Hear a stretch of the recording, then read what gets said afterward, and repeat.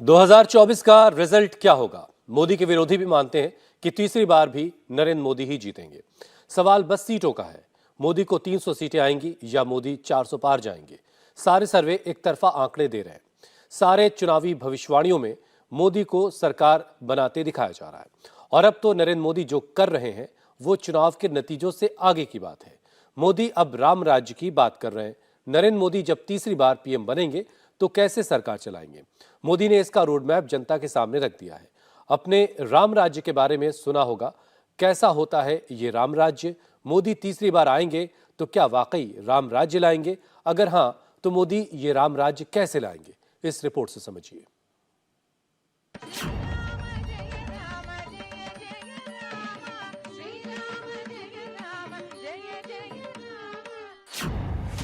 नरेंद्र मोदी की राम भक्ति पर शक करने वाले लोग कौन हैं?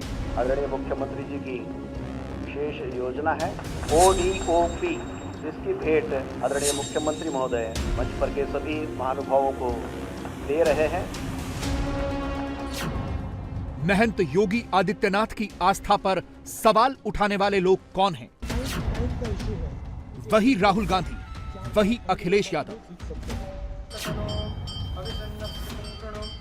सोचिए, 22 जनवरी को प्राण प्रतिष्ठा कार्यक्रम में चुनाव किसको दिखता है? नरेंद्र मोदी को नहीं दिखता, योगी आदित्यनाथ को नहीं दिखता, मगर राहुल गांधी को दिखता है। यकीन नहीं होता तो सुन लीजिए राहुल क्या कह रहे हैं। The RSS and the BJP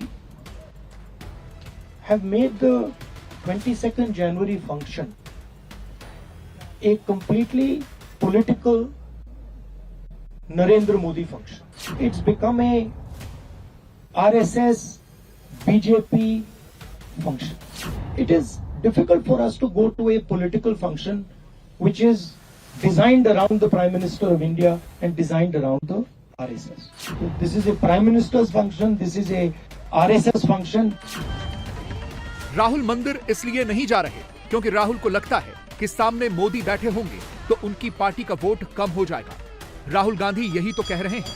Ayodhya में राहुल को प्रभु श्री राम नहीं, अपना विरोधी यानी मोदी दिख रहे हैं। 22 तारीख को एक चुनावी flavour, election flavour, political flavour दे दिया है। But we cannot be party to a political function. It becomes very difficult for us when the Prime Minister of India and the RSS, our principal opponents, have captured a function and turned it into an election function. Rahul Gandhi को लग रहा है कि 22 जनवरी को वो अयोध्या पहुंच गए तो उनका वोट घट जाएगा। वोट तो राहुल गांधी का वैसे भी घट गया है, 22 जनवरी से पहले ही घट गया है। योगी आदित्यनाथ ने पोस्टर पर जो कुछ भी लिखा वो पढ़ लीजिए। सिर्फ योगी आदित्यनाथ का एक नारा सुन लीजिए, बाकी बात बाद में बताते हैं। फिर एक बार मोदी सरकार, फिर एक बार मोदी सरकार, फिर एक बार मोदी सरकार, इस बार 400 पार, इस बार 400 पार, इस बार 400 पार। अब की बार 400 पार यानी 303 से कम 97 सीट ज्यादा। और जब नरेंद्र मोदी की 97 सीट और ज्यादा बढ़ेंगी तो राहुल की सीट पहले से ज्यादा घटेगी। अभी राहुल कितने पर है? 52 सीटों पर। मोदी बढ़ेंगे तो ममता भी 22 से नीचे आएंगी, डीएमके भी 23 से कम हो जाएगी, नीतीश भी 16 से काफी पीछे चले जाएंगे। सवाल है कि 400 पार आएगा तो कैसे आएगा?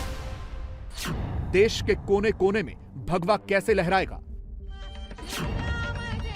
इसका जवाब जानने के लिए वापस मोदी के उस फ्रेम पर जाते हैं जहां से हमने इस तस्वीर की शुरुआत की।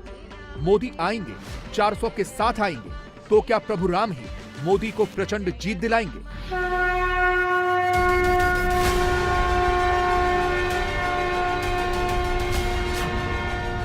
मंदिर मंदिर जाकर नरेंद्र मोदी 24 का मतदान जीत रहे हैं, मगर कैसे? बीजेपी जहां 1% वोट वाली पार्टी है, मोदी वहां भी मेहनत कर रहे हैं। राम के नाम पर ऑटोमेटिकली 50% से ज्यादा वोट बटोर रहे हैं, मगर कैसे? जहां बीजेपी का स्ट्राइक रेट 0% है, मोदी वहां भी 100% स्ट्राइक रेट लाने वाले हैं, राम का आशीर्वाद पाने वाले हैं, मगर कैसे? 19 के चुनाव में जिस अनंतपुर कॉन्स्टिट्यूएंसी में बीजेपी को गिनकर 7,604 वोट मिले, 24 में उसी सीट पर मोदी राम के सहारे 1 लाख के पार जाने वाले हैं, मगर कैसे? तो नोट कर लीजिए, जहां मोदी को 1 सीट नहीं, 1% वोट नहीं, जहां मोदी को गिन के 7,000 वोट मिले, वहां जाकर नरेंद्र मोदी जय श्री राम का नाम ले रहे हैं। वहां से राम लहर शुरू हो चुकी है। जो लोग हिंदू को उत्तर से दक्षिण, पूरब से पश्चिम, कश्मीर से कन्याकुमारी में बांट रहे हैं, वो लोग ये नहीं समझ रहे कि भगवान राम की ताकत हर दिशा में है, जो आंध्र प्रदेश के हिंदू और यूपी के हिंदू में फर्क नहीं करती। ये एक ऐसी राम लहर है जो अयोध्या से शुरू होकर देश के कोने कोने में फैल चुकी है। बीच में जटायु कांड आया, वो आंध्र में है, यानी दक्षिण में। ये राम का रूट है और इसी रूट से मोदी का वोट मजबूत हो रहा है। कैसे? अब आपको ये बताते हैं। प्रधानमंत्री एक साथ 2 काम कर रहे हैं, राम नाम भी जप रहे हैं, 24 का सियासी अनुष्ठान भी कर रहे हैं। पहले इसे कुछ तस्वीरों से समझिए। 12 जनवरी को नासिक के कालाराम मंदिर, यानी यहां भी राम, और 24 में महाराष्ट्र की 48 सीटों का पॉलिटिकल अनुष्ठान।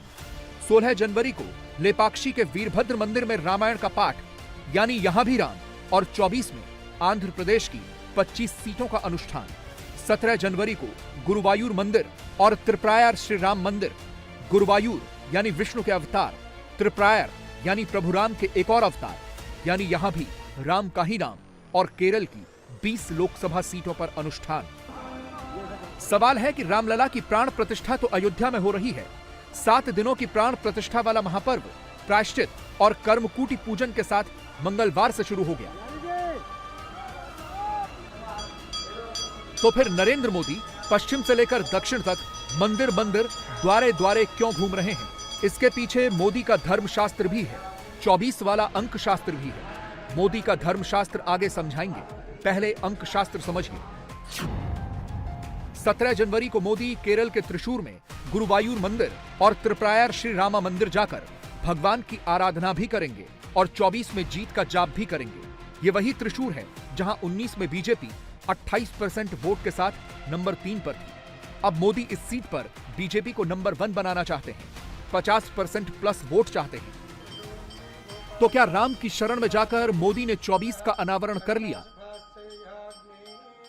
जहां घायल होकर गिरे थे जटायु, मोदी ने वहां से 24 की विजय का प्रण कैसे लिया है? प्रधानमंत्री इस वक्त सिर्फ राम नाम का अनुष्ठान कर रहे हैं, राम का नाम ही ले रहे हैं, मगर क्या ऐसा करके वो हिंदू वोटों का डायरेक्ट ट्रांसफर अपने पाले में कर रहे हैं? यह समझने के लिए आप यह हेडलाइन पढ़िए। इस वक्त पूरे देश में सिर्फ 3 चीजों की चर्चा है।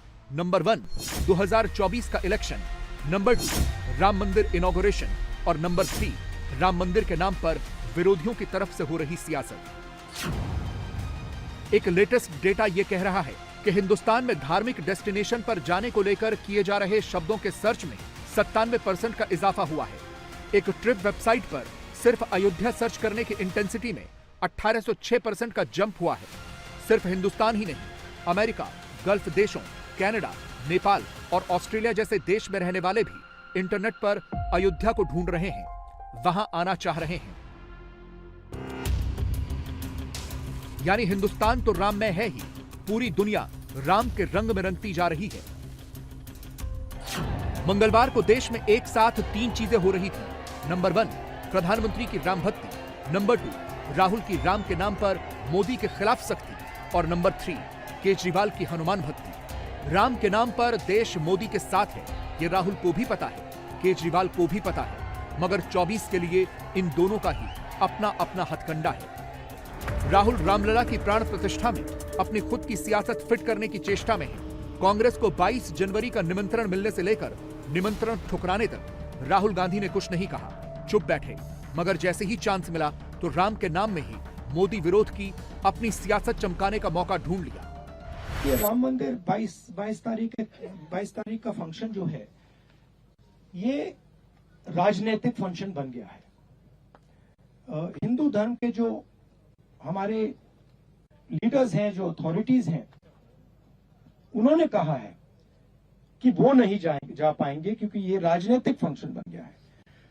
आरएसएस ने, बीजेपी ने 22 तारीख को एक चुनावी flavour, election flavour, political flavour दे दिया है। इसीलिए कांग्रेस प्रेसिडेंट ने इनकार किया वहां जाने का। जहां तक धर्म की बात है, हम सब धर्मों के साथ ये कहना चाहते हैं कि जो भी जाना चाहता है जा सकता है, कांग्रेस पार्टी से जा सकता है, but we can not be party to a political function. It becomes very difficult for us when the Prime Minister of India and the RSS, our principal opponents, have captured a function and turned it into an election function. दूसरी तरफ केजरीवाल ने माथे पर तिलक लगाया, जय श्री राम, जय हनुमान का नारा लगाया, सुंदर पाठ कराया, ध्यान लगाया, खुद भी लगाया, अपनी पार्टी के नेताओं से, अपने मंत्रियों से भी लगवाया।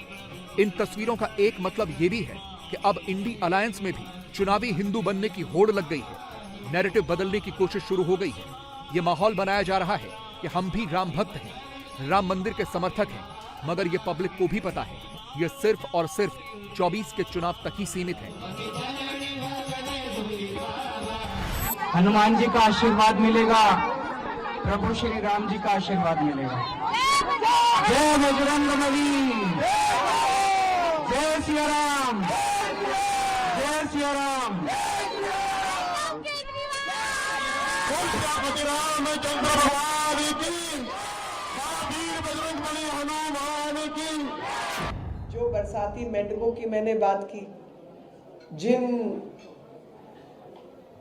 लोगों को मैंने आपसे बात की कि गिरगिट की तरह रंग बदलने वाले, या यूं कहूं कि पार्टी के अंदर फूट है, केंद्र कुछ कहता है, राज्य वाले कुछ और करते हैं, नेतृत्व एक दिशा में काम नहीं करता, और वही लोग जो कल तक राम जी को काल्पनिक कहते थे आज सरयू नदी में गोते खा रहे हैं। अच्छी बात है ये तो। मोदी के विरोधी जिस वक्त राम के नाम पर 24 वाली सियासी स्क्रिप्ट पढ़ रहे हैं, मोदी उस वक्त राम राज्य की कल्पना को हकीकत में बदल रहे हैं। राम का काम भी कर रहे हैं, रामलला की प्राण प्रतिष्ठा के लिए कठोर अनुष्ठान भी कर रहे हैं। प्रधानमंत्री इस वक्त न सिर्फ एक समय का उपवास और यम नियम का पालन कर रहे हैं, बल्कि वो प्राण प्रतिष्ठा से 3 दिन पहले से बिस्तर पर शयन नहीं करेंगे। उन 3 दिनों तक मोदी कठिन उपवास करेंगे, सिर्फ फलाहार करेंगे और लकड़ी की चौकी पर कंबल बिछाकर शयन करेंगे। यानी विरोधी हर बात में मोदी को कोसने वाली सियासत तो कर सकते हैं, मगर राम के लिए मोदी का भक्तिभाव नहीं समझ सकते, मोदी के जैसा समर्पण भाव नहीं दिखा सकते। वो तो राम की आराधना से ही प्राप्त होता है। हमारे माननीय प्रधानमंत्री महोदय स्वयं हर बात के लिए अपने को योग्यतम बनाने का प्रयास करते रहते हैं। जब वे सेना में जाते हैं तो सेना के अनुकूल बन जाते हैं, जब वे धर्म अनुष्ठान के लिए आ रहे हैं तो उसके लिए भी अपने को अनुकूल बनाने हेतु बहुत उत्सुक रहे हैं। हमने किसी ने कुछ भी नहीं कहा, लेकिन उन्हीं के स्वयं के समाचार हम लोगों के पास आए कि विशिष्ट जानकार लोगों से संपर्क करके और इसको जान लेना चाहिए कि मुझे इन 11 दिनों में, 7 दिनों में, 3 दिनों में और उस प्रतिष्ठा के दिन कौन कौन से नियमों का पालन करना है।